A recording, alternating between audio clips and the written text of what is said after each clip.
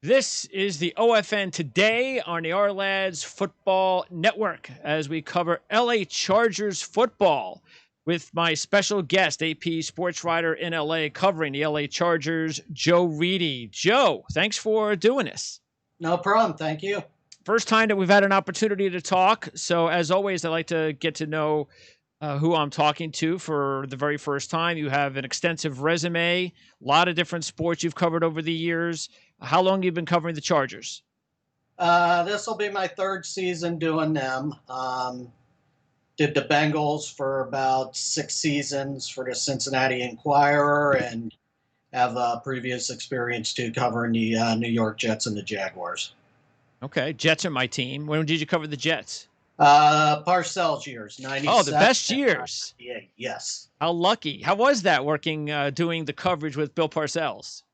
It was interesting. I think when you do Parcells, when you ask a question, the things running through your head were don't screw up, so you didn't end up as a national soundbite. Absolutely. Yeah, those were the good old years as a Jet fan. We're waiting for those years to come back. How is it with the Chargers? It's I got to believe it's very strange the way things have gone over the last few years. No more San Diego, and then you get LA, the new stadium, and no fans. Got to be real weird.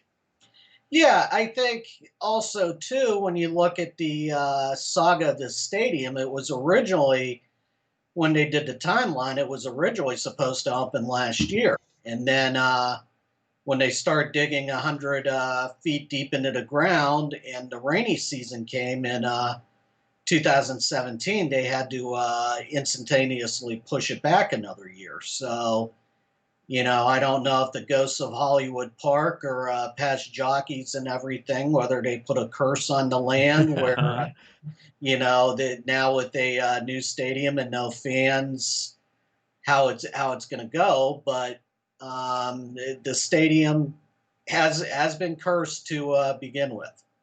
How does it look? Have you had an opportunity to walk around it or just see it from the outside at least? Tomorrow will be the first time that I'll actually be walking in it since last August because they had a naming rights thing for the performance venue, which Okay. isn't completed yet. And last time I was actually in the bowl of the stadium, I think was actually last November when they started putting in the seats and everything. I think it was like 75, 80% done. And they were putting some things in the end zone and invited some season ticket holders to check out their seats. It's definitely a massive facility, but if anything that I heard from the Rams people last week is it's massive, but it still feels a little close. At least from what I've seen from photos from the press box, the massive 360-degree scoreboard isn't as much of an impediment that I think that Jerry Tron is at All right. AT&T Stadium. So I think that's a good thing, and the indoor-outdoor feel of the place. It'll be fun to check it out now that it's done and we're ready to play in there. You think the Chargers will finally feel at some point that it'll be, hey, we've got ourselves a home or even just any sort of home field advantage, or is that going to be an issue for them, a continual issue for them for a while? I think they're happy that they finally have a home and it's not a shoebox, and Yes, it's a up-to-date home. Which, let's face it, Qualcomm in San Diego hadn't been up to date for about 20 years. yep.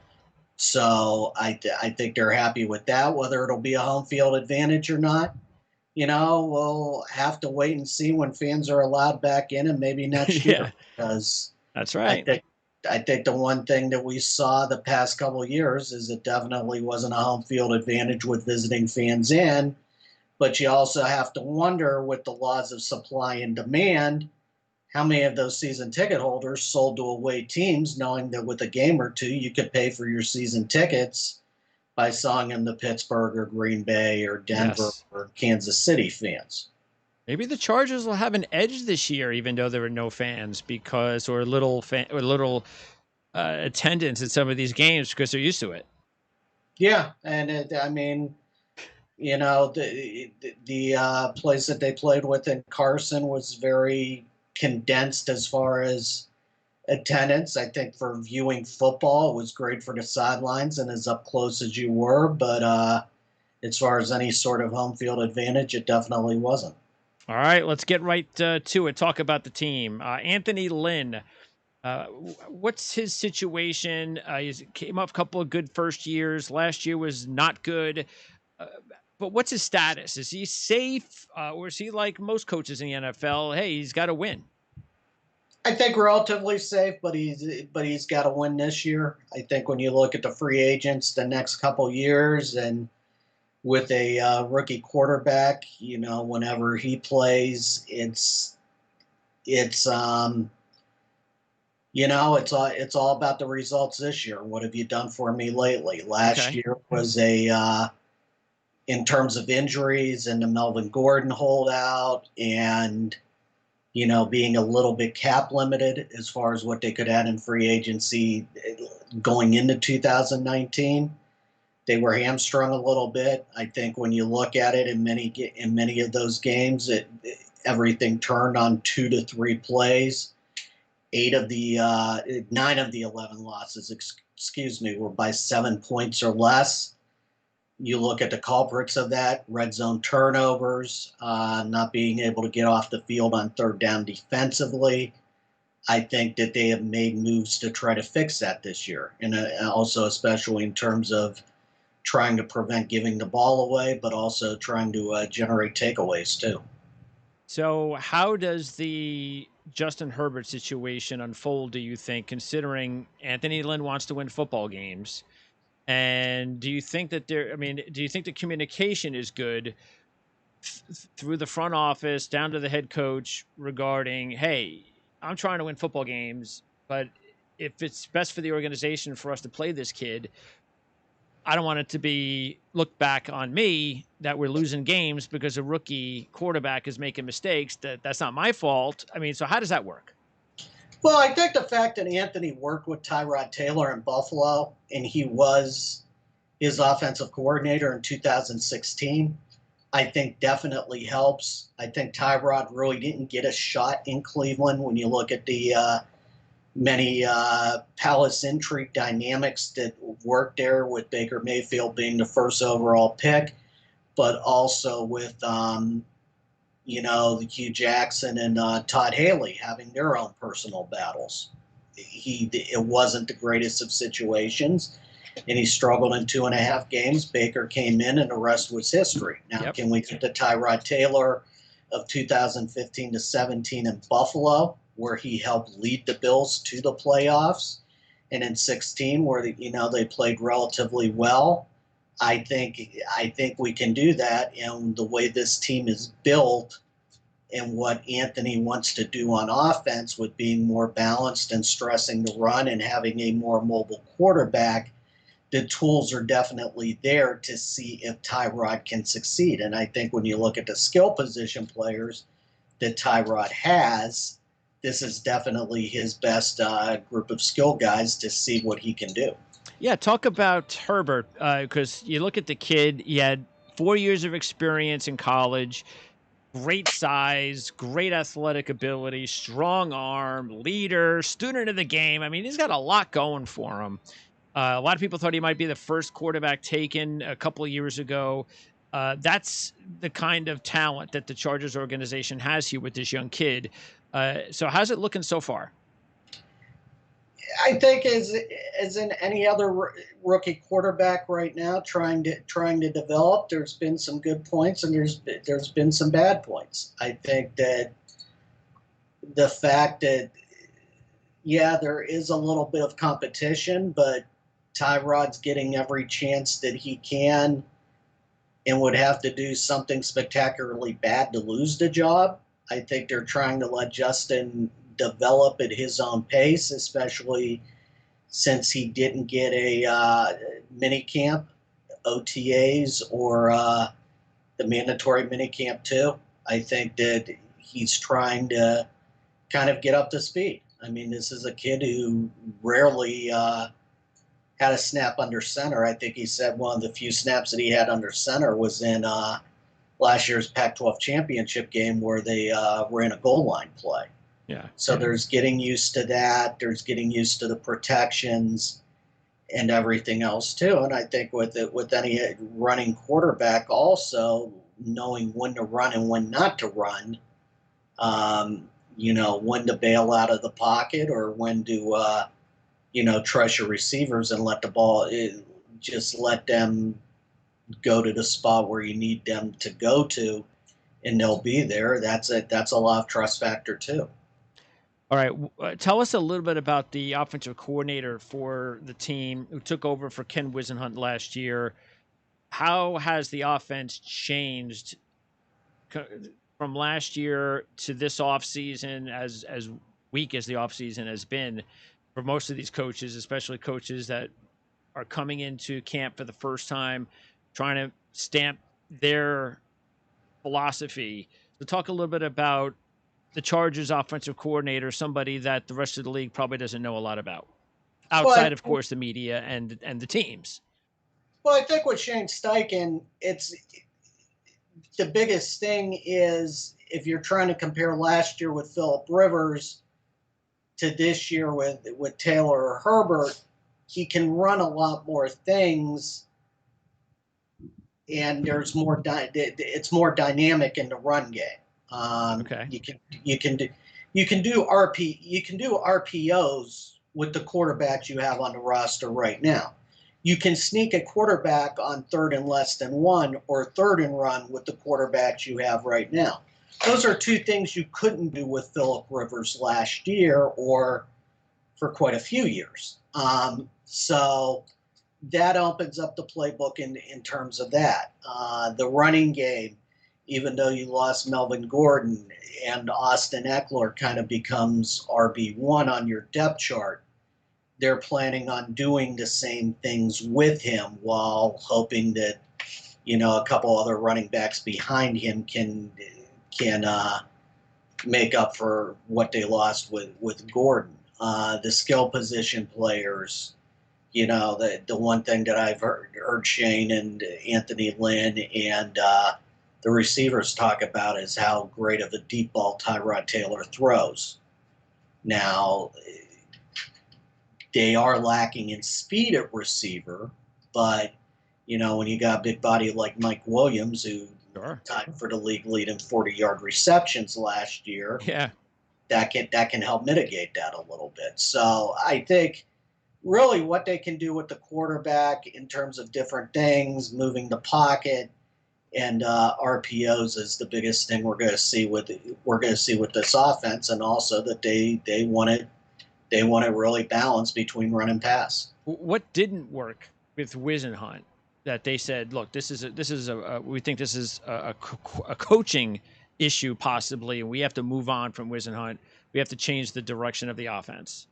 Going to the pass and bailing on the run a lot quicker than what Anthony Lynn wanted. Okay. They definitely want to go with the running game and stick with the running game. There was no cohesion with the running game last year. Okay. I think a big reason for that is Melvin Gordon played his holdout wrong. Yeah. There's no other way. There's no other way to put that. And I think the biggest issue with the offense right now remains the offensive line. It's strong on the right side with Trey Turner and Brian Bulaga, but the biggest question on this team is left tackle right now. They've got Sam Tevy there. Trent Scott didn't play as well last year. Russell Okung was injured for most of the year, and they really didn't go out and get a left tackle. So to me, that's the biggest question right now with the offense is with left tackle, how that's going to go. Pouncey, is he healthy again? Yes, Pouncey's healthy again. That's definitely another great addition, being as though he played in only 5 games last year and had the neck surgery, but everything's looking good as far as that. Feeney and Lamp just haven't done anything after they were taken high in the 2017 draft. Any hope? And obviously there's hope, but any chance realistically that they're going to get it? Feeney, yes. Lamp, because of the many positions where they've played him and injuries and everything, I really don't know because they're trying to get Forrest as tackle and guard. So they're trying to cross train him, and he's in the last year of his deal too. So you know, where does he end up? Will he be that eighth or ninth lineman, or basically 4 seasons in with injuries and the development not showing its pace? Is he a release candidate? Let's talk about the special teams because it hasn't really been good over the last several years. So, what's the status as far as the kicking game? It looks like they made a concerted effort in the offseason to add at least to the return game. You got Darius Jennings, the drafting of Joe Reed. I'm sure you've gotten some puns with that player, your almost namesake, and KJ Hill also. Uh, and then even the kid from Notre Dame who was drafted in the 6th round supposedly could be a very good special teams player early on in his career. So that had to be something that was, a cognizant effort to get the special teams better, even though I haven't seen any changes in the kicking game, or at least the kickers, punter or kicker.